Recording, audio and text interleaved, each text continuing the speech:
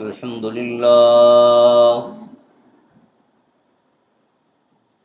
لله نحمده ونستعينه ونستغفره ونؤمن به ونتوكل عليه ونعوذ بالله من شرور أنفسنا ومن سيئات أعمالنا من يهده الله فلا مضل له ومن يضلل فلا هادي له وأشهد أن لا إله إلا الله وحده لا شريك له وأشهد أن محمدا عبده ورسوله أرسله بالحق بشيرا ونذيرا وداعيا إلى الله بإذنه وسراجا منيرا أما بعد فإن خير الحديث كتاب الله وخير الهدي هدي محمد صلى الله عليه وسلم وشر الأمور محدثاتها وكل محدثة بدعة وكل بدعة ضلالة وكل ضلالة في النار من يطع الله ورسوله فقد رشد واهتدى ومن يعص الله ورسوله فقد ضل وغوى اللهم صل على محمد وعلى آل محمد كما صليت على إبراهيم وعلى آل إبراهيم إنك حميد مجيد اللهم بارك على محمد وعلى آل محمد كما باركت على إبراهيم وعلى آل إبراهيم إنك حميد مجيد أعوذ بالله السميع العليم من الشيطان الرجيم بسم الله الرحمن الرحيم يا أيها الذين آمنوا بالله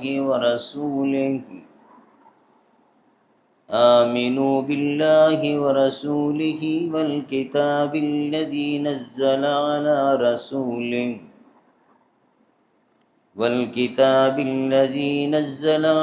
رسوله والكتاب الذي أنزل من قبل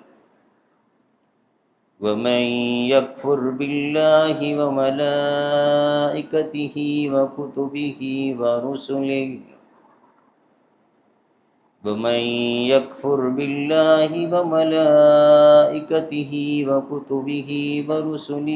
واليوم الآخر فقد ضل ضلالا بعيدا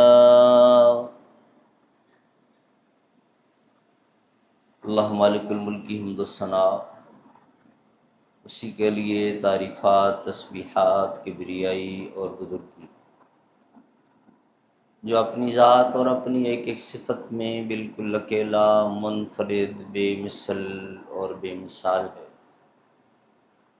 اللہ کی طرف سے، اللہ کے فرشتوں کی طرف سے اور ہم سب مسلمانوں کی طرف سے صلاۃ و سلام خاتم الانبیاء حضرت محمد مصطفیٰ صلی اللہ علیہ وسلم کی ذات اقدس پر، جو اللہ کے آخری نبی اور رسول بن کر مبعوث ہوئے، اپنے مالک کا پسندیدہ دین اسلام اور آخری سچا آسمانی صحیفہ قرآن پاک ہم تلک منون پہنچا کر اس دنیا سے رخصت ہو گئے۔ سورۃ النساء کی آیت نمبر 136 میں نے آپ کے سامنے تلاوت کی ہے۔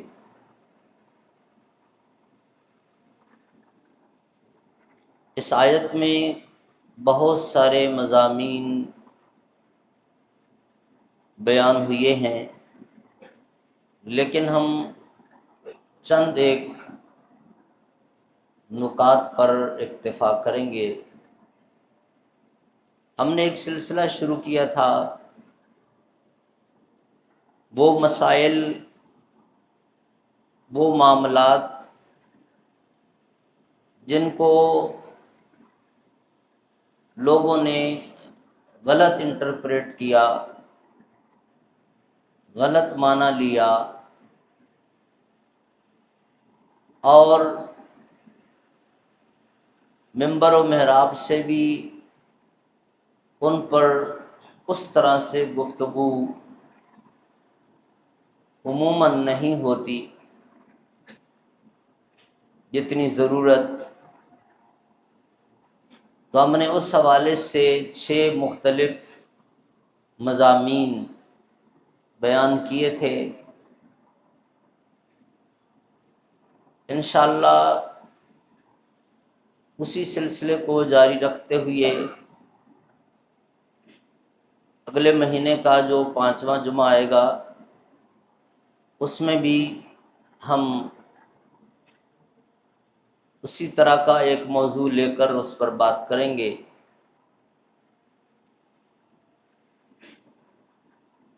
یہ جو آیت سورۃ النساء کی آیت نمبر 136 ہے، یہ ان آیات میں سے ہے جو قرآن پاک میں یا ایھا الذین آمنو کے الفاظ سے شروع ہونے والی 90 آیات ہیں۔ حضرت عبداللہ ابن مسعود رضی اللہ تعالی عنہ کی نصیحت بھی جو مختلف کتب میں وارد ہوئی، ہمیں ذہن میں رکھنی چاہیے کہ ان سے ایک مرتبہ ان کے احباب نے درخواست کی کہ اللہ تعالیٰ نے آپ کو پیارے نبی صلی اللہ علیہ وسلم کی صحبت کا شرف نصیب فرمایا، اور آپ نے براہ راست رسول اللہ صلی اللہ علیہ وسلم سے اللہ کا یہ سچا دین سیکھا ہے۔ فقہی مسائل میں آپ کا بڑا مقام ہے، تو ہمیں کوئی نصیحت فرمائیے۔ تو اس موقع پر حضرت عبداللہ ابن مسعود رضی اللہ تعالی عنہ نے جو نصیحت کی وہ یہ تھی کہ بھی یوں تو پورا قرآن پاک ایک ایک حرف پر 10 نیکیاں صرف تلاوت کرنے پر ہی، اور اگر عمل کرے تو پھر دین دنیا میں کامیابی، دنیا آخرت میں اللہ کا مقرب بندہ۔ لیکن اب آپ مجھ سے نصیحت پوچھ رہے ہو تو میں تم سے کہوں گا کہ قرآن پاک کی تلاوت کو اپنا معمول بناؤ، اور پھر اس میں سے بھی وہ آیات جو یا ایھا الذین آمنو کے الفاظ سے شروع ہوتی ہیں ان کو ذرا کثرت کے ساتھ پڑھا کرو، ان پر زیادہ توجہ دیا کرو، ان کو بار بار پڑھا کرو۔ اس لیے کہ ان آیات میں اللہ تعالیٰ صرف اپنے مومن بندوں سے مخاطب ہے۔ جن لوگوں نے دعویٰ کیا کہ اللہ ہم تجھ پر ایمان لے آئے، ہم تیرے نبی پر اور ہم تیرے فرما بردار رہیں گے، ایمان والوں سے اللہ نے مخاطب کی، صرف اپنوں سے بات کی، یوں کہہ لیجیے۔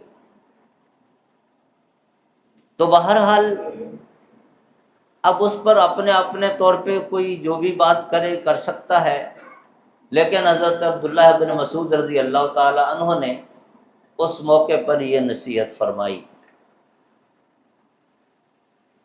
اب جو آیت آج کی موضوع سخن ہے، ذرا اس کے معانی پر غور کیجیے۔ رب العالمین نے فرمایا یا ایھا الذین آمنو، اے میرے مومن بندو، اور اس کے بعد پھر فرمایا آمنو باللہ ورسول، اللہ پر ایمان لے آؤ، اللہ کے رسول پر ایمان لے آؤ۔ اچھا، اللہ خود ہی تو فرما رہا ہے اے ایمان والو، پھر حکم دے رہا ہے کہ ایمان لے آؤ۔ اس کا مطلب سمجھنے کی ضرورت ہے کہ اللہ رب العالمین کو بہت اچھی طرح معلوم ہے کہ ہم کہاں کہاں ڈنڈی مارتے ہیں، اور ہم اگر خود اپنی عملی زندگی پر غور کریں، ہر بندہ اپنے گریبان میں جھانکے تو ایک لمبی لسٹ خود نکال لے گا کہ میں مومن اور مسلمان ہونے کے باوجود کہاں کہاں زگ زیگ کرتا ہوں۔ اس کو اپنے ایررز خود بخود نظر آنے لگیں گے۔ حالانکہ جب بندہ یہ دعویٰ کر لیتا ہے کہ میں مومن ہوں، ایمان لے آیا، تو پھر اس کے پاس من مانی کی کوئی گنجائش باقی نہیں رہتی۔ پھر وہ اللہ اور اس کے رسول کے ہر حکم کا پابند ہوتا ہے، اس کا لائف سٹائل اس کے مطابق ہوتا ہے۔ اس کی نجی زندگی ہو، عائلی زندگی، اس کی سیاست ہو، اس کی معیشت ہو، اس کی معاشرت ہو، وہ سب کی سب اس سانچے میں ڈھل جاتی ہے اور ہونی چاہیے۔ تو یا ایھا الذین آمنو، اے ایمان والو، اور پھر آمنو باللہ ورسولہ، اللہ پر ایمان لے آؤ، اللہ کے رسول پر ایمان لاؤ۔ خود ایمان والے آج ذرا غور کریں کہ اللہ رب العالمین پر ان کا کیسا ایمان ہے۔ ایک خطبے میں ہم نے تھوڑی سی اس حوالے سے بات کی تھی، ایمانیات کا جو چیپٹر ہے شریعت میں 6 بنیادی عقائد ہیں، اور ان میں بھی سب سے پہلے ایمان باللہ، اللہ پر ایمان۔ ہم اللہ کو کیسے مانیں، اللہ پر کیا ایمان لانا ہے، اللہ کے متعلق کیا عقیدہ رکھنا ہے، اس میں آزاد نہیں ہے۔ مجھے جس طرح سمجھ میں آ جائے، جس طرح میرے مولوی صاحب مجھے بتا دیں، اور بعض لوگ تو بڑی سادگی میں کہہ دیتے ہیں، کوئی مقصد یہ ہے کہ اللہ کی عظمت کو دل میں رکھنا ہے نا، تو وہ مجھے جس طرح بھی سمجھ میں آ جائے، اللہ کو عظیم ماننا ہے، بس وہ میں اپنے طور پہ مانتا رہوں، یہ ایمان ہے۔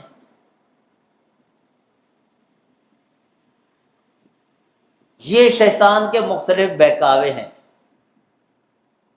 ہم آزاد نہیں ہیں، ہم پابند ہیں۔ اللہ کو بھی اس طرح ماننا ہے جس طرح اللہ خود حکم دیتا ہے۔ اگر ہم اللہ کو اپنی مرضی سے کوئی عقیدہ، کوئی ضابطہ بنا کے ماننے لگیں گے، وہ ایمان اور عقیدہ بنا لیں گے اپنے کسی بڑے کا بنایا ہوا، تو یہ قابل قبول نہیں ہے۔ میں ایک آپ کو مثال دیتا ہوں، ریئل ایگزامپل ہے۔ ایک خاتون پروفیسر ہے انگلش زبان کی، براہ راست میرے ساتھ گفتگو ہوئی تو کہنے لگیں کہ آپ لوگ مرد حضرات اپنے آپ کو افضل سمجھتے ہو، عورتوں سے برتر سمجھتے ہو، اسی لیے تم اللہ کو بھی مذکر مانتے ہو۔ میرے نزدیک مؤنث افضل ہے، لہذا میں اللہ کو مؤنث مانتی ہوں۔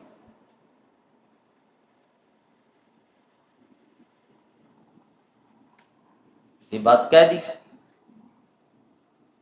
اب کوشش کی کہ پولائٹلی ان کو سمجھایا جائے۔ نے کہا میڈم آپ نماز تو پڑھتی ہیں؟ کہا بالکل۔ سورۃ الفاتحہ کے بعد کون سی سورت پڑھتی ہیں؟ کہا اخلاص۔ میں نے کہا پڑھیں۔ کہا قل هو اللہ احد۔ کہا دوبارہ پڑھیں۔ کہا قل هو اللہ احد۔ کہا دوبارہ پڑھیں۔ کہا آتی ہے نا، سن لی ہے نا، آپ بات کریں۔ میں نے کہا پڑھے تو۔ کہا قل هو اللہ احد۔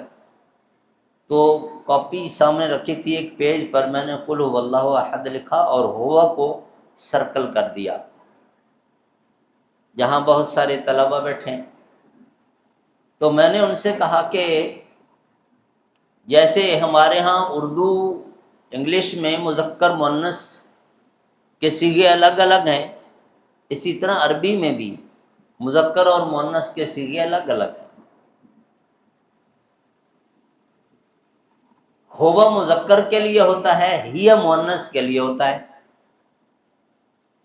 اب اللہ رب العالمین نے اپنے لیے اگر ہیا کا لفظ کہا تو ٹھیک ہے، آپ کی بات مؤنث مان لیں، اور اگر اللہ تعالیٰ نے اپنے لیے ہوا کا لفظ استعمال کیا جو مذکر کا ہے تو پھر مذکر ماننا ہوگا۔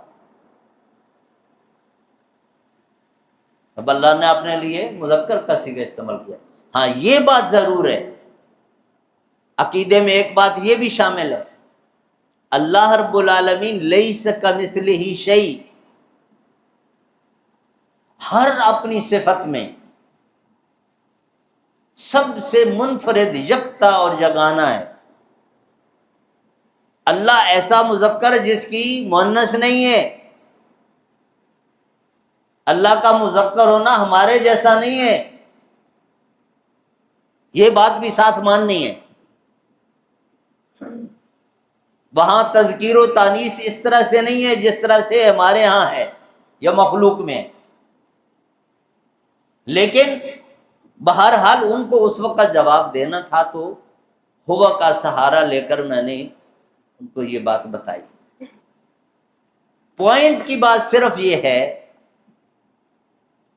کہ رب العالمین کے متعلق عقیدہ وہ رکھنا ہے جو اللہ نے خود حکم دیا ہے، اور آدم علیہ السلام سے لے کر حضرت محمد مصطفیٰ صلی اللہ علیہ وسلم تک جتنے بھی انبیاء کرام دنیا میں مبعوث ہوئے، توحید، رسالت اور آخرت، یہ تین چیپٹرز جو ہے ڈیوائن لٹریچر میں اللہ کی دی ہوئی شریعت میں کامن رہے۔ توحید جس طرح حضرت محمد مصطفیٰ صلی اللہ علیہ وسلم نے ہمیں سکھائی، بالکل اسی طرح آدم علیہ السلام، آخرت بھی اسی طرح، رسالت بھی اسی طرح۔ رسالت میں تھوڑا سا فرق یہ رہا کہ ٹائم ٹو ٹائم اللہ تعالیٰ نے شخصیات تبدیل کی، یہ نبی فلاں قوم کے لیے، پھر فلاں نبی فلاں قوم کے لیے، پھر فلاں نبی فلاں قوم کے لیے، لیکن جو بیسک کنسپٹ تھا وہ ایک ہی رہا کہ عبادت ایک اللہ کی ہوگی، طریقہ اس نبی کا دیا ہوا ہوگا۔ وہ نبی رسول معلم بن کر تشریف لائے، وہ اللہ کے نمائندے تھے، اللہ کے ایمبیسڈر تھے، اللہ کے سفیر تھے۔ اللہ رب العالمین وحی کے ذریعے ان کو اپنے پیغامات دیتا، اپنے احکامات دیتا، اور وہ پابند رہتے کہ ایز اٹ از مخلوق تک پہنچا دیں، اور انہوں نے اپنی ڈیوٹی کما حقہ ادا کی۔ کسی نبی نے بھی اللہ تعالیٰ کی دی ہوئی اس ذمہ داری میں ذرا برابر کوتاہی نہیں کی۔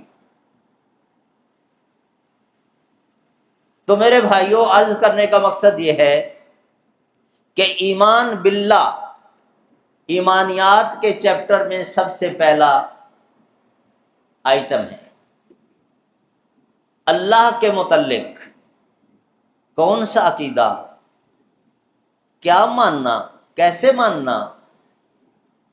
اور یہ بات آپ سب حضرات جانتے ہیں، پڑھتے ہیں، مستقل ساتھی نمازی ہیں، کہ اعمال کی قبولیت کے لیے اللہ تعالیٰ کے ہاں ریوارڈ کے لیے جو میرٹ رکھا گیا ہے، دنیا کی بات نہیں کر رہے ہیں، آخرت کی بات کر رہے ہیں، اس کے لیے 3 شرائط ہیں۔ سب سے پہلی شرط ہے عقیدہ۔ یہ جو بنیادی 6 عقائد امام بہقی نے 72 ذکر کی، مختلف شاخیں ہیں، انہی سے نکلی، لیکن بنیادی عقائد سب کے سب اس میں بندہ پرفیکٹ ہو۔ اگر عقیدے میں کہیں جھول ہے، جتنا بھی اچھے سے اچھا آپ عمل کرتے رہیں، دنیا میں اس کی آؤٹ پٹ مل جائے گی، لیکن اللہ کے ہاں آخرت میں کراس۔ لَإِنْ أَشْرَكْتَ لَيَحْبَطَنَّ عَمَلُكَ والی آیت کو سامنے رکھیں۔ تو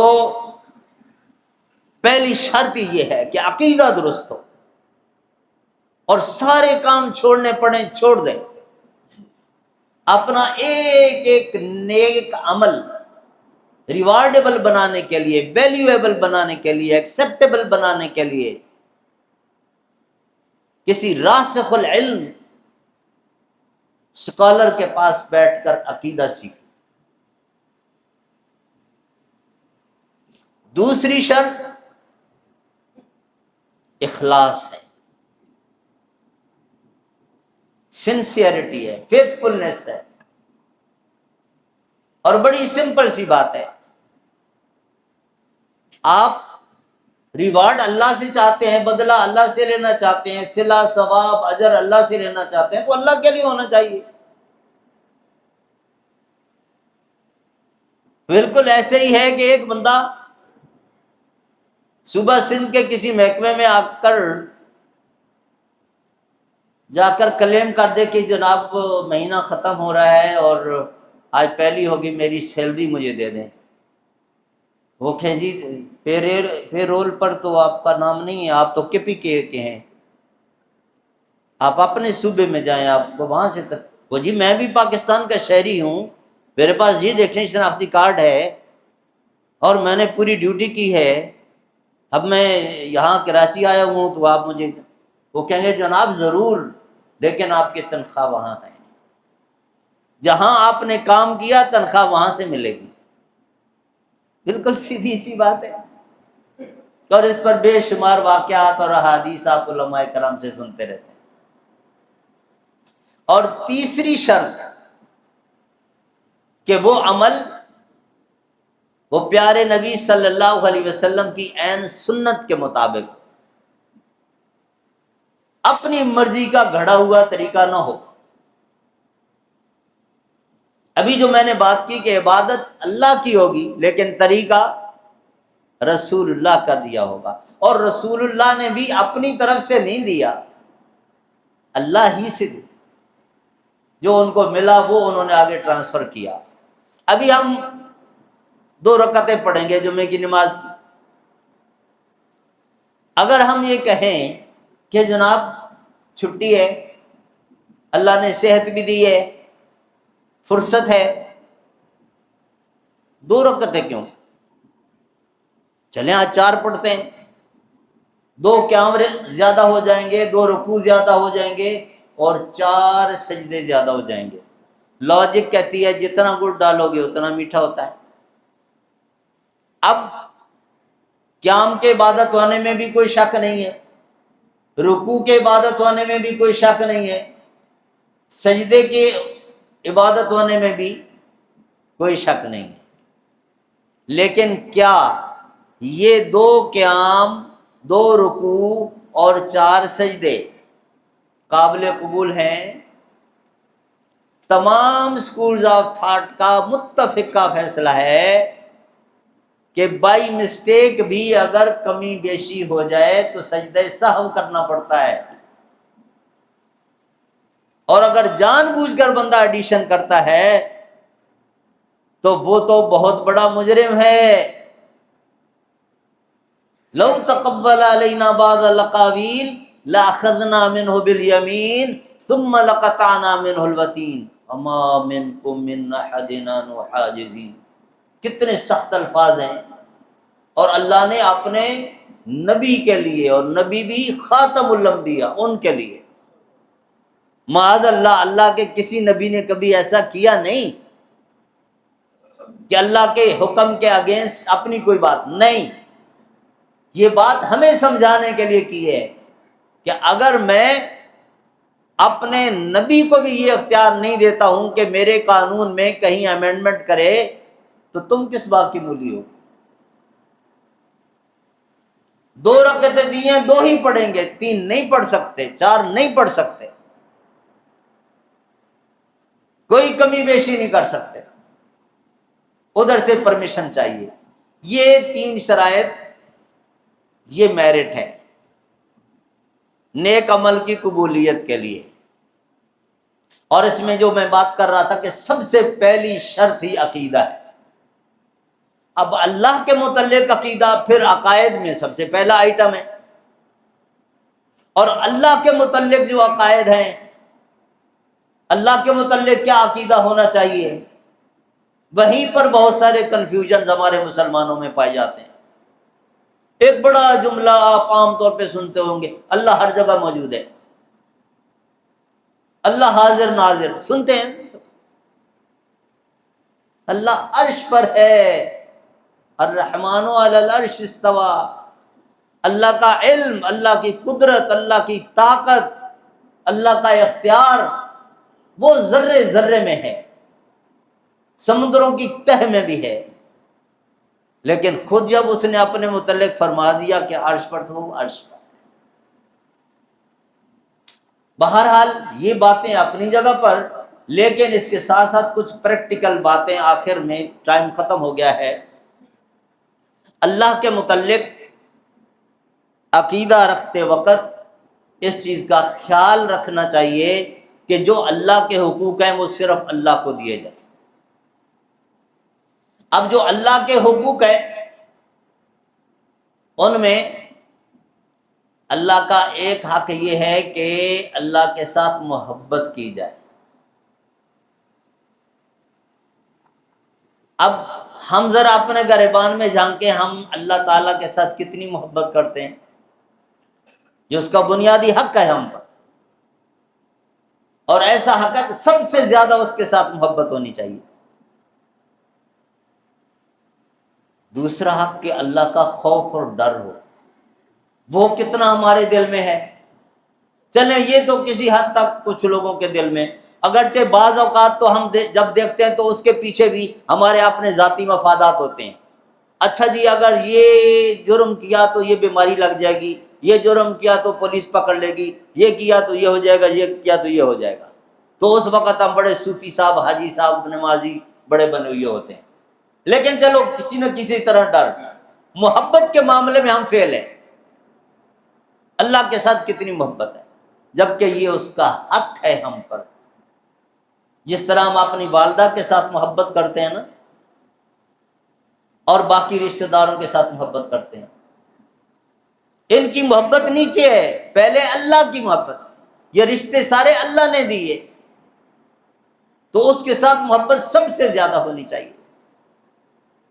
اور معاذ اللہ ثم معاذ اللہ تعالیٰ کو ہم نے بھی بڑا اپنا مفاد کے طور پر رکھا ہوا ہے۔ پچھلے دنوں میں ایک بڑے شیخ کے پاس بیٹھا تھا، ہمارے استاد ہیں، انہوں نے بڑی پیاری بات، ان کی پرانی میں نے ایک تقریر میں سنی ہوئی تھی تو ان کے سامنے میں نے رکھی۔ حضرت آپ نے یہ فرمایا تھا، اس بات نے بڑا جھنجھوڑا، تو وہ حدیث میں نے ان کے سامنے دوبارہ پڑھی جو انہی سے سنی تھی کہ من احب ان یستجاب له فی الشقاء فلیکثر الدعاء فی الرخاء۔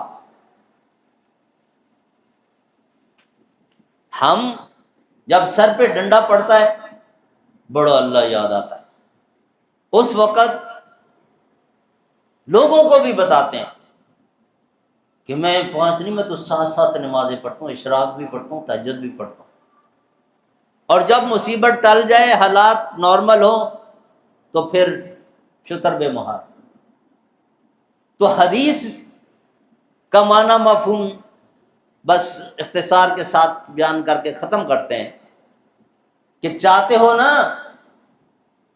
کبھی مشکل آ جائے اور اس مشکل میں تم اللہ کو پکارو، دعا کرو، اللہ تمہاری دعا ریجیکٹ نہ کرے، اللہ دعا قبول کر لے، تو پھر جب مشکل وقت میں اپنی دعا کی قبولیت چاہتے ہو، جب دن اچھے گزر رہے ہوں، اس وقت بھی اللہ کے ساتھ بنا کے رکھو۔ جب دن اچھے گزر رہے ہوں اس وقت بھی اللہ کے ساتھ بنا کے رکھو۔ یہ ایک الگ بات ہے کہ اللہ تانے نہیں دیتا نا،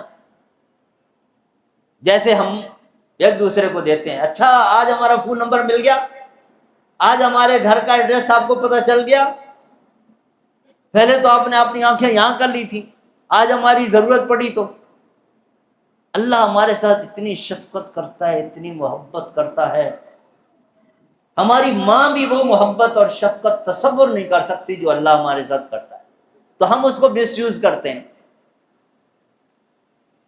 ورنہ حق یہی ہے کہ اللہ تعالیٰ کے ساتھ سب سے زیادہ محبت کی جائے، اور جب اللہ کے ساتھ محبت دل میں پیدا ہو جائے سارے مسئلے آسان ہو جاتے ہیں۔ اپنی عملی زندگی دیکھ لیں، جس چیز کا شوق ہو جائے یا جس چیز کے ساتھ محبت ہو جائے، اس کے ساتھ پھر ہمارا معاملہ کیسا رہتا ہے؟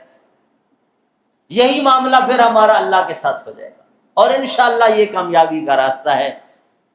باقی آیت کے جو الفاظ ہیں اور ان پر جو باتیں ہو سکتی ہیں، جو مضامین زندگی رہی، تو انشاءاللہ پھر کبھی بیان کریں گے۔ اللہ رب العالمین ہم سب کو عمل کرنے والا بنائے، اور ہم سب کا خاتمہ اللہ تعالیٰ ایمان پر اور خیر پر اور کوئی نیکی کا کام کرتے ہوئے فرما دے۔ سبحان ربک رب العزت عما یصفون وسلام علی المرسلین والحمد للہ رب العالمین۔